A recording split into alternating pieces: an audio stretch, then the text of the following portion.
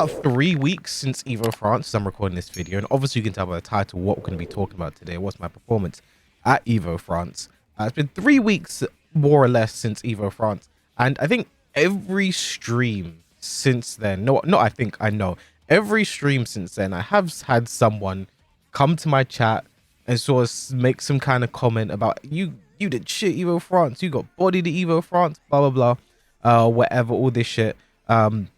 There was one guy who actually donated and changed his name, or said the name of the donation was Mantequilla, and that was the name of the Kazuya player I lost to. And like all types of nonsense like that has been happening since EVO France, I guess. And I guess there's also people who are like, you haven't made a breakdown video of EVO France, like you haven't done that. And it's like, but I haven't done like breakdown videos or a lot of my tournaments this year, kind of because you guys know my feeling on the game. I'm kind of not, that's just not where I've been at really and truly, but I guess I'm just gonna get in front of it. I don't know if that's the term because it's so late since then.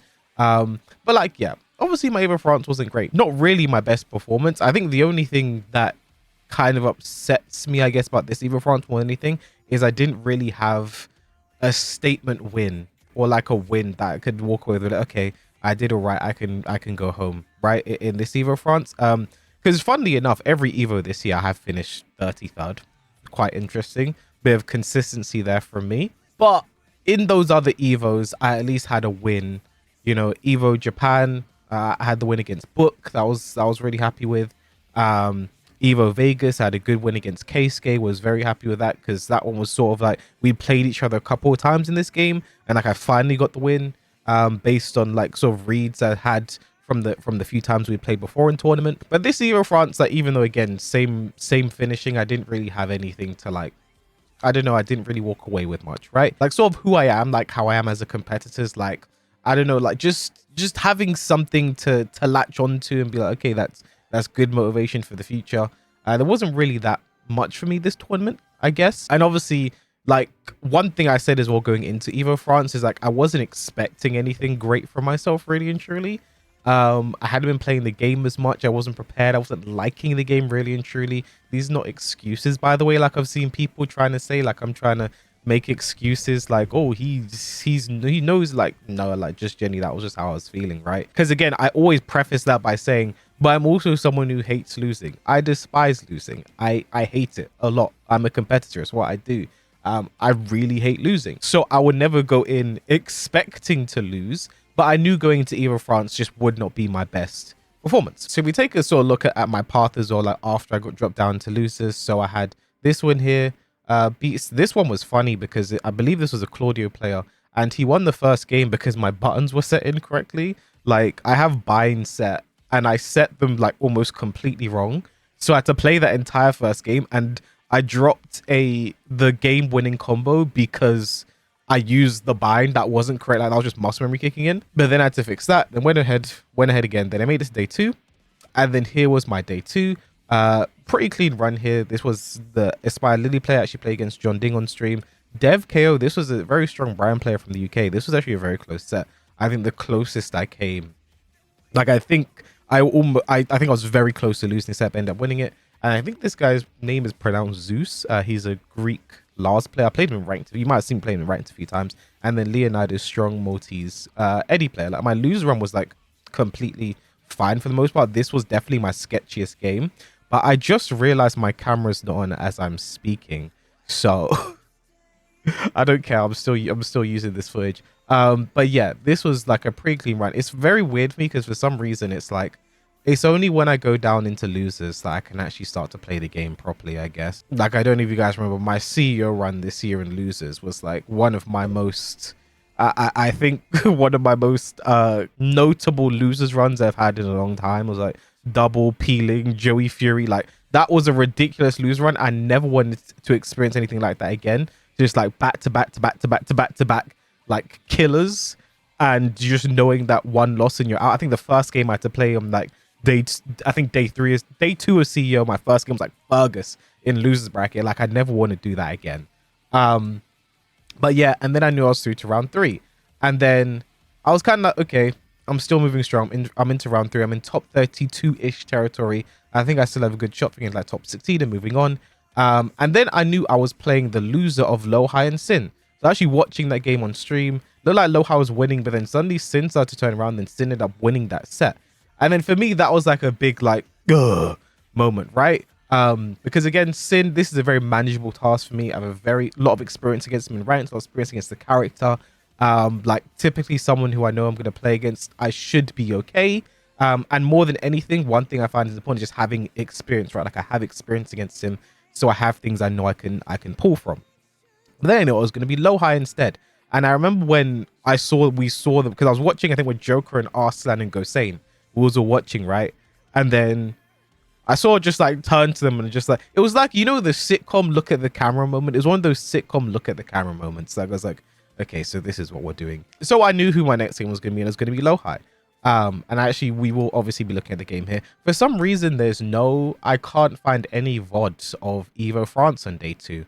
So unfortunately, the only thing I see is this VOD ripper who for some reason watermarked the match, which is really stupid. I think they recorded a bunch of games uploaded. I think they watermarked a bunch of them, which is like, okay.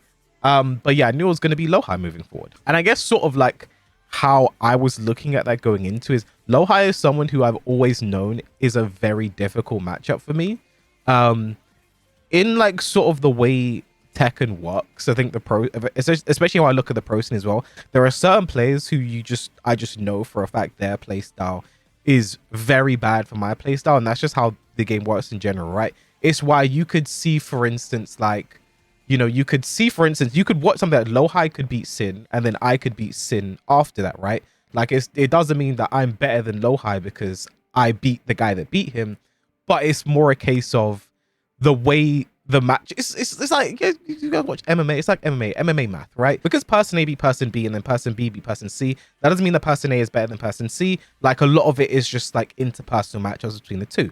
And LowHigh is someone who I've always known, just the way he plays is like, it's the antithesis of how I play, right? Like it is my anti. It is just he's my reverse Flash, if you will. So going into the set, I was always like, okay, you gotta play what's in front of you, right? You just gotta do what is best for you. And then the game happened, right?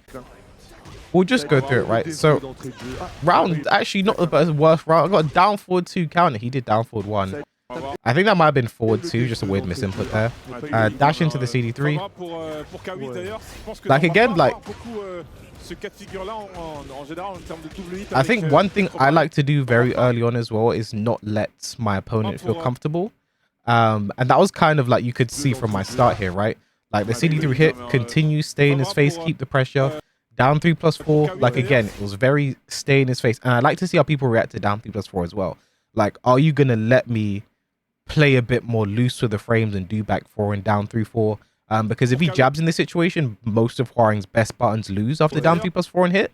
So if they let me do that, okay, that lets me know moving forward in the set. Something also I picked up on when playing versus Knee as well. Like, again, he was letting me sort of use the down 3+4 a bit more liberally. I was getting hit by it a lot. He wasn't really worried about getting hit by it. And just he was worried about like blocking the follow-up afterwards. So very simple there, right? And again, very early power crush after I get hit, just to try and establish, you know, I don't want you to feel comfortable during this set. I want you to know I'm ready to swing. You have to be ready to sort of like keep me in check all the time, right? So the start wasn't too bad. Counter hit core circle back 1, it happens. Probably going to go to the wall here. One thing I knew as well is, if given the opportunity, do not test his taunt. This wasn't a time I can tech roll here safely. I didn't hold my duck there. One thing I always say is very important to believe in your reads, because I sort of like, this is why you should never really like hedge your bets and wake up here, right? Like, the timing of my wake up here, my blocking, I basically like would have got hit by like any mid or low he decided to do, because I like ducked for a bit because he might do a low.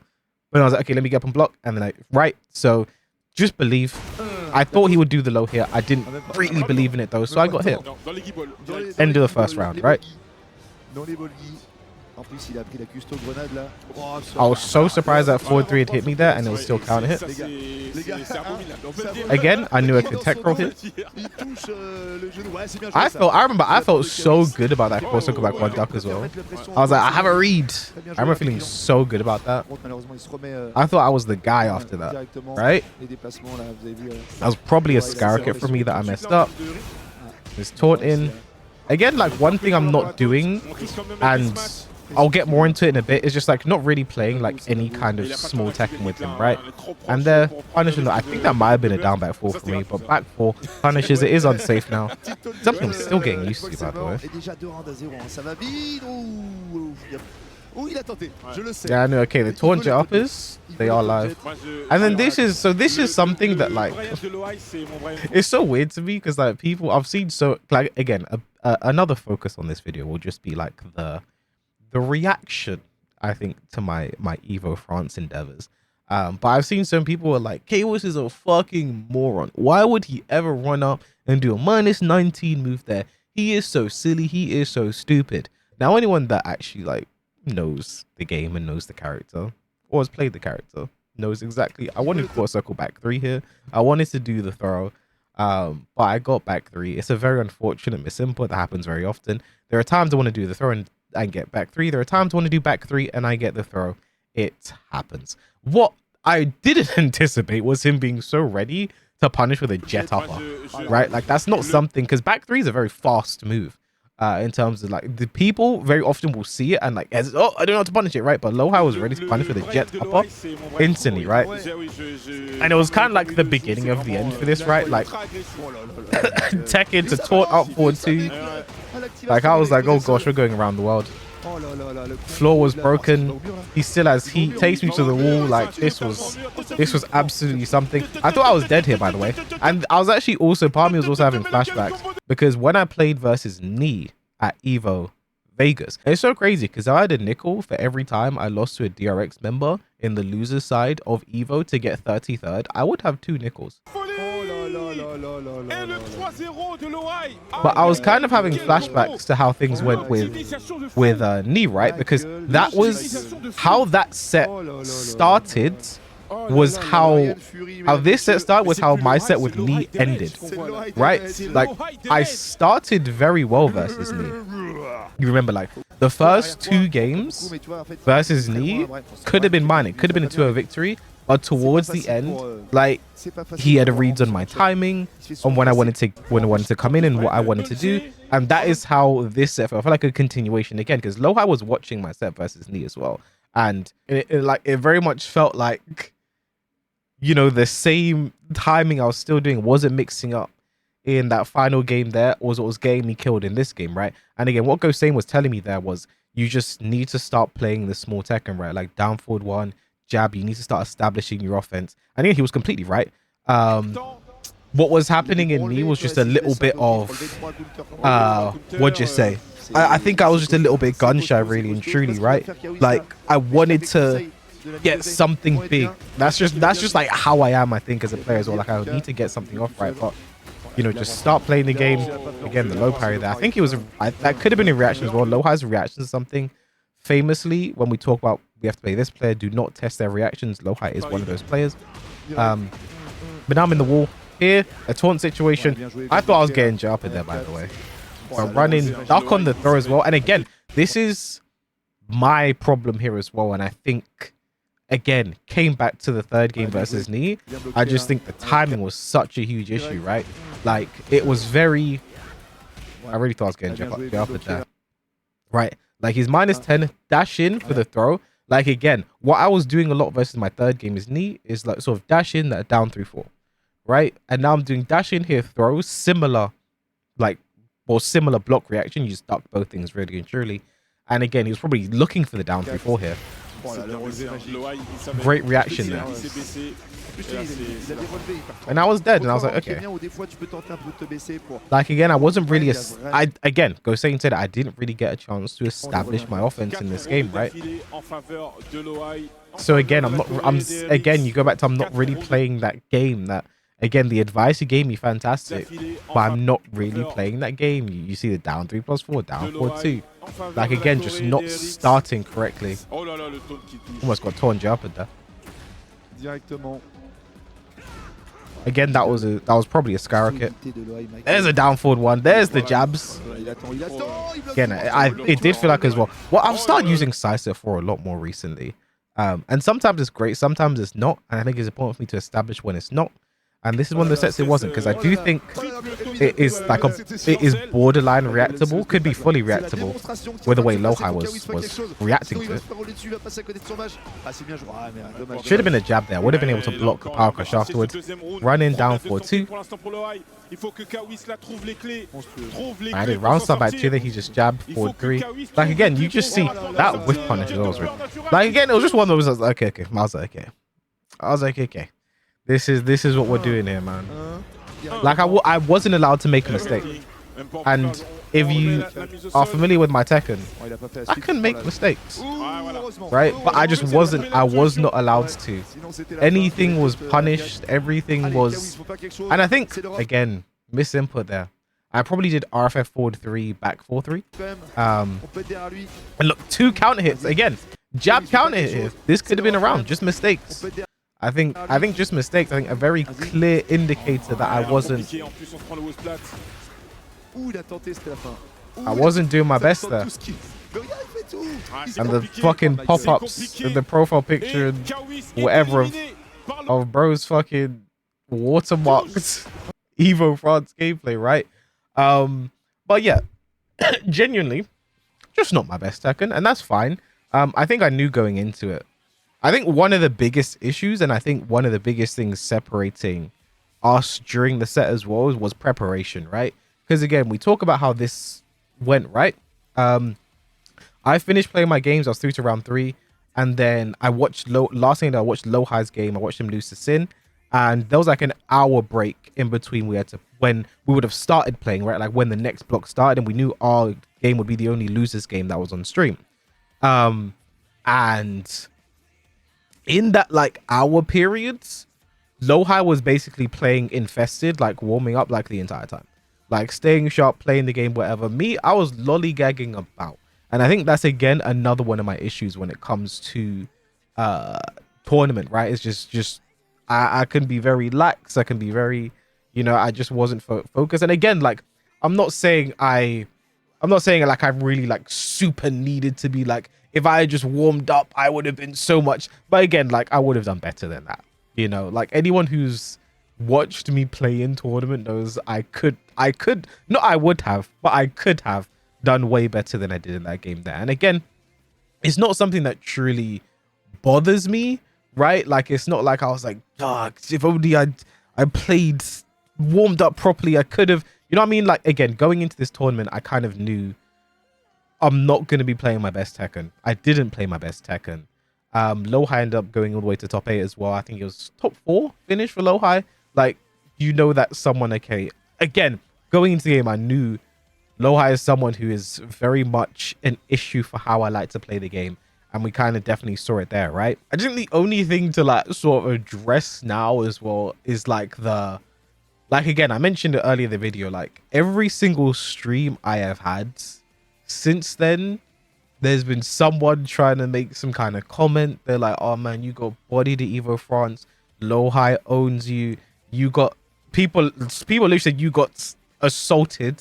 I'll use that word because there's another word that might get me in trouble. You got assaulted by LowHigh. Like every single stream since then, I've had messages, people atting me on social media. Like I had so much like there was just a lot. Right, and I think I've been doing this a long time. I'm not unfamiliar to the hates that I see from time to time, but like it was definitely like the most I've ever had to like deal with at like such a condensed period, right? Like again, I think even if you look through the comments in these videos as well, right? Like love seeing K-Wiz get destroyed, arrogance and ego like no other, pure gatekeeper, talk shit about Joker for some reason, just a bunch of he's not good, he tried to disrespect LowHigh, etc, he's not that good, K-Wiz, what happened, don't disrespect a Korean like that, all types of shit, right? And again, these are all people who like they're not going to do better against LowHigh. Just wild take to say there, really and truly. And then, you know, same thing here in this comment section here, same thing again, because this is where I did the back three, and it's like, he threw up -19. Why would he do that? It could have been a bit simple. No, it wasn't. And then he went live crying that Brian should be removed from the game, which I don't know why people lie. Like, this never happened. Like, that never happened. But yeah, I think I'm kind of like at a point now. Oh, and again, I guess when I lost to Mantakia, the Kazuya player as well, that was, I guess, small breakdown for that game. I just got mixed really and truly by like the second and third game. The second game ended in like a weird misinput for me. I was like, okay, we have to play the game again. Third game, just got mixed. There were a few times I tried to sidestep and I got ducked, so I got hit by forward 3. And then that just creates like a bit of like nervousness, jitteriness. Like, oh gosh, I could actually lose this. I might lose. What's gonna happen? I think it also being on stream played a factor, because like as he's starting to win, like you can hear the crowd like behind you, like, oh my god, they want me to lose too. Like there's a lot of like psychological things going on there. But like then they just wasn't my best Tekken that weekend.